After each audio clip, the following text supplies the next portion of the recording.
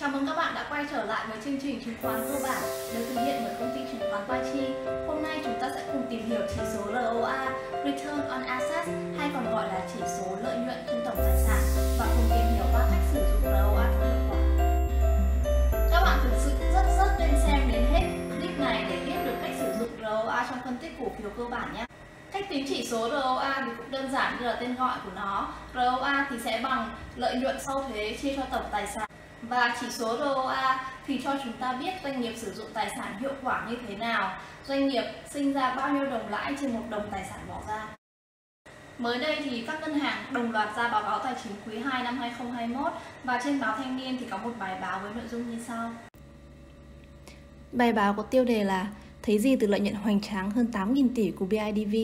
Trong quý 2 vừa qua thì BIDV đã đạt lợi nhuận trước thuế hơn 8.000 tỷ đồng, tăng 86,3% so với cùng kỳ năm trước. Nhưng tác giả bài viết đã phân tích rằng hiệu quả sử dụng tài sản sinh lời ROA kém hơn Vietcombank và Vietinbank. Nhìn vào bảng trên thì các bạn có thể hiểu tại sao tác giả bài báo lại viết như vậy. Trong nhóm các ngân hàng quốc doanh, BID đang có tỷ lệ ROA thấp nhất, và ROA của nhóm ngân hàng tư nhân cao hơn ROA của nhóm ngân hàng quốc doanh. Như vậy, hiệu quả sinh lời từ tài sản của TCB đang ở mức cao nhất và BID đang ở mức thấp nhất trong ví dụ trên. Ngoài ra, ROA của BID không cải thiện nhiều qua các năm, trong khi CTG, TCB hay VPP có sự cải thiện đáng kể. Từ ví dụ trên thì chúng ta có thể thấy hai cách sử dụng chỉ số ROA, đó là: thứ nhất, so sánh chỉ số ROA của doanh nghiệp qua các năm để xem nó có được cải thiện hay không. Thứ hai, đó là so sánh chỉ số ROA với các doanh nghiệp khác trong cùng ngành. Vì nếu mà so sánh khác ngành, các bạn sẽ thấy sự khập khiễng như trong ví dụ sau đây. Đặc trưng của mỗi ngành là khác nhau. Đối với ngành ngân hàng, tài sản của họ rất lớn do bao gồm cả khoản tiền gửi của khách hàng. Còn với ngành cảng biển, như trường hợp của mã cổ phiếu DVP mà Paichi đã phân tích, Cảng Đình Vũ thì vay nợ rất ít, chủ yếu là tài sản cố định đầu tư ban đầu, nên ROA của Cảng Đình Vũ có xu hướng cao hơn. Tiếp theo, chúng ta sẽ tìm hiểu cách thứ ba để sử dụng chỉ số ROA, đó là kết hợp sử dụng chỉ số ROA và ROE.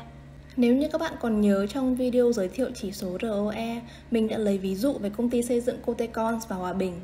Mặc dù là Hòa Bình có chỉ số ROE cao hơn CTD, nhưng ROA của CTD thì lại cao hơn Hòa Bình. Bởi vì là CTD vay nợ ít hơn, cho nên tỷ lệ đòn bẩy của họ thấp hơn, do đó là phần nào ít rủi ro hơn so với Hòa Bình. Vì thế, việc sử dụng kết hợp hai chỉ số ROA và ROE sẽ cho chúng ta thấy toàn cảnh hơn bức tranh tình hình của doanh nghiệp. Các bạn hãy thử áp dụng nhé! ROA có thể dễ dàng tính toán bằng cách sử dụng báo cáo tài chính hoặc từ những nguồn có sẵn như Vietstock hay trên web trading của Paichi. Như vậy, mình sẽ tổng kết lại 3 cách sử dụng ROA để đánh giá hiệu quả hoạt động của doanh nghiệp. Thứ nhất, các bạn hãy so sánh ROA của doanh nghiệp đó qua các năm để xem ROA có được cải thiện hay không. Thứ hai, các bạn hãy so sánh ROA của doanh nghiệp đó với các doanh nghiệp khác trong cùng ngành. Nhớ là trong cùng ngành nhé. Và cuối cùng, đó là sử dụng kết hợp cả chỉ số ROA và chỉ số ROE cùng một lúc. Và các bạn hãy tiếp tục theo dõi các video phân tích các mã cổ phiếu được thực hiện bởi chứng khoán Paichi để biết thêm nhiều thông tin nhé. Chúc các bạn đầu tư hiệu quả.